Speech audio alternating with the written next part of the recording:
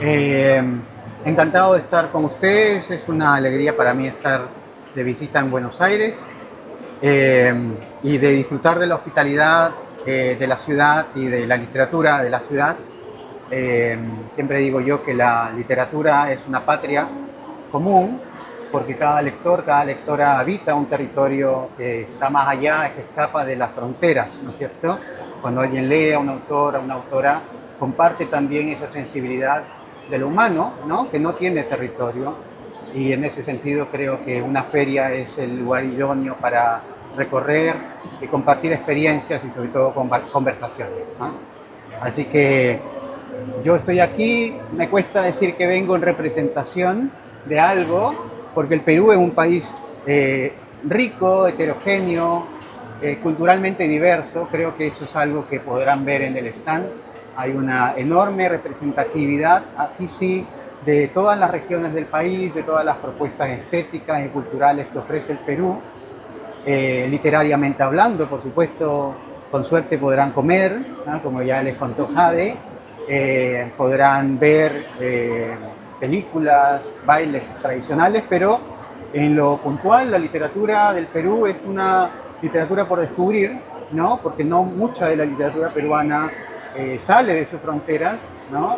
La mía tiene la suerte de estar aquí presente en la Argentina a través de una editorial que es La Parte Maldita, la pueden encontrar en el stand de Perú, se distribuye también en la Argentina, pero hay autores, autoras peruanos. Ah, ¿quieren verlo? Sí, claro. Esta es la última, el último libro que se ha publicado hace unos días y que ganó el Premio Nacional del Perú en la categoría de cuento el año pasado. Ya antes había publicado este, que fue mi primer libro del año 2016, Las Islas.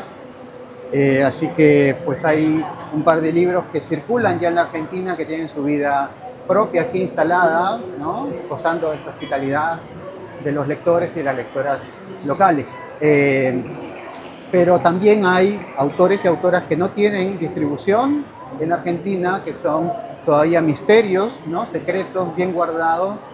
Se me ocurre Blanca Varela, que es una poeta maravillosa, se me ocurre José Watanabe, otro gran poeta peruano, Cromwell Jara, un cuentista maravilloso, etcétera, ¿no? Y hay una diversidad de apuestas estéticas que pueden encontrar aquí en el stand de un modo excepcional, ¿no? Ojalá pudiéramos tener, y esto es siempre algo que se conversa en los circuitos culturales, porque pese a estar cerca geográficamente, a veces los países latinoamericanos no encontramos vínculos de distribución, ¿no? Que hace que la cercanía no se manifieste, pese a ser pueblos bastante cercanos por algo común, que es la lengua, ¿no es cierto? Entonces, creo que la feria del libro y la presencia del Perú les da ocasión a los lectores y lectoras argentinos para conocer esta literatura variada y rica. Así que para mí es una alegría enorme darles la bienvenida. Ojalá que puedan disfrutar esta visita, este recorrido, y que se vayan con muchos libros, ¿ah? Y que a través de ustedes los lectores y lectoras en Buenos Aires y en Argentina puedan acceder a una literatura especialmente, creo yo, desafiante y rica en términos estéticos y culturales. Así que muchas gracias. Y si tienen alguna Gracias. pregunta, Sí, encantado. top 3 Sí, de escritores peruanos que hay que conocer sí o sí. mira, Te puse difícil, 3. no te diré Vargas Llosa porque es de sobra Ya conocido, está, ¿no es cierto? 3 que vos decís. Mira, diré que tendrían que leer a Blanca Varela, por ejemplo, ¿ah? Que es una poeta extraordinaria, que ha tenido circulación a través de alguna editorial española, pero ocurre siempre este misterio editorial que hace que a veces lo que se publica en España sea más accesible que aquello que se publica en un país vecino, ¿no es cierto? Entonces llega a veces en valores desproporcionados y no se puede leer por una cuestión material, ¿no? Blanca Varela yo diría que es una autora que tendrían que leer y conocer.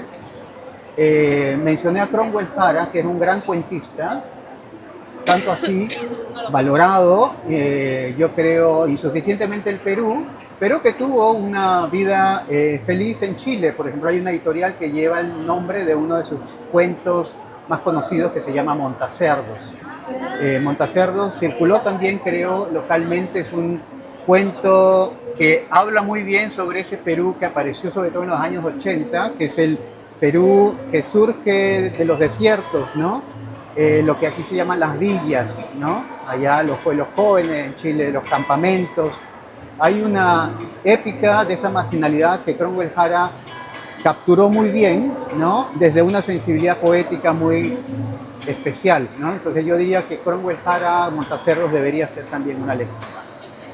Y hay un autor que a mí especialmente me gusta mucho porque explora una zona literariamente ausente, yo creo que en la tradición peruana en general, que es el territorio amazónico. Es un poeta llamado César Calvo, que escribió en los años 80 una novela llamada Las tres mitades de Ino Moyo, que experimenta con la perspectiva visionaria de la ayahuasca. Es una épica de visiones, pero que sobre todo relata el mundo mítico, el pensamiento maravillosamente poético de las comunidades ayánicas en la Amazonía.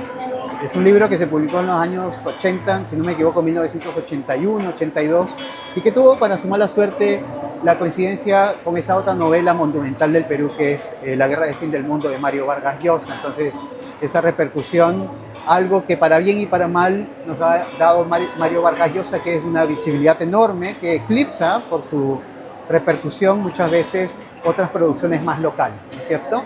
Entonces yo diría que deberían leer a César Calvo, que además de todo es un poeta maravilloso, ¿ya? Y aporta como poeta, cosa que creo, miradas particulares al propio género de la novela, ¿no?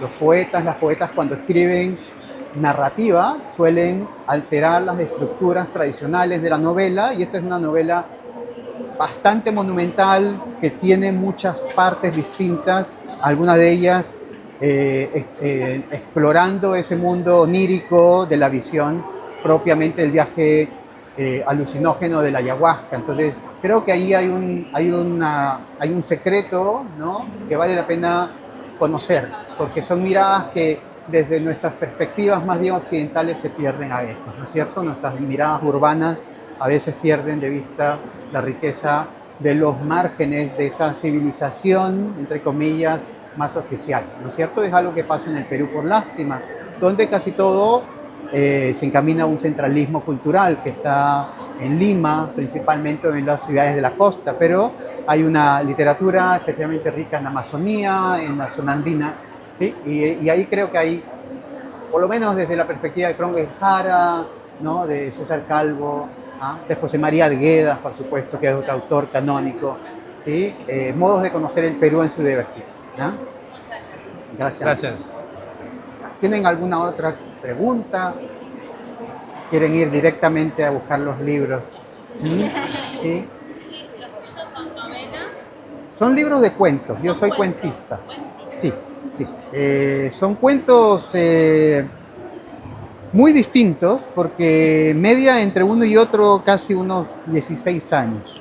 Este es un libro que se publicó el año 2023, me tomé 10 años para publicar de nuevo, tuve como 3 libros más o menos consecutivos desde el año 2016 en adelante, no, perdón, 2006 en adelante, y luego me tomé una pausa, y este libro es una especie de recapitulación de todo lo que he escrito, ¿no? El primer libro, por ejemplo, que es del año 2016, me sirvió para imaginar no el Perú, sino el Brasil, que es un territorio literario para mí, porque no lo conozco personalmente, me lo inventé con sus arbitrariedades. Es un conjunto de cuentos que ocurren en una favela imaginaria que es San Clemente, que tiene que ver con una época de la marginalidad, de la violencia, de las drogas. Muy como respuesta refleja muchas lecturas, por ejemplo Rubén Fonseca, no muchos autores que en esa época yo leía con mucho entusiasmo, pero estos son libros que ya recuperan otro tipo de memoria, por ejemplo memorias de mi abuelo, que fue un migrante japonés. Cuento un poco esas dificultades que tuvo la comunidad japonesa al integrarse al Perú en los años 30, en plena ¿sí? Efervescencia bélica, la Segunda Guerra Mundial mostró al japonés en general como un enemigo de las naciones aliadas a Estados Unidos, y eso costó en gran medida a muchos japoneses como a mi abuelo el proceso de adaptación, porque hubo resistencias, ¿no? Saqueos, etc. Entonces, esa memoria me pareció importante recuperarla un poco, ¿no? Pero está allí, es un conjunto de cuentos, por lo tanto encuentran muchas historias, y mi idea ya en este último volumen es dar una imagen más cercana al Perú que por lo menos yo conozco. Al tuyo. Sí. Al más cercano. Así que me alejé de Brasil y me acerqué al Perú. Bueno, habrá que buscarlo. Sí, por favor, está aquí. Mis Habrá que editores buscarlo. argentinos estarían muy contentos de que pudieran Dijiste colaborar que- con ella. ¿De cuál era? ¿Qué editorial? En la parte maldita. En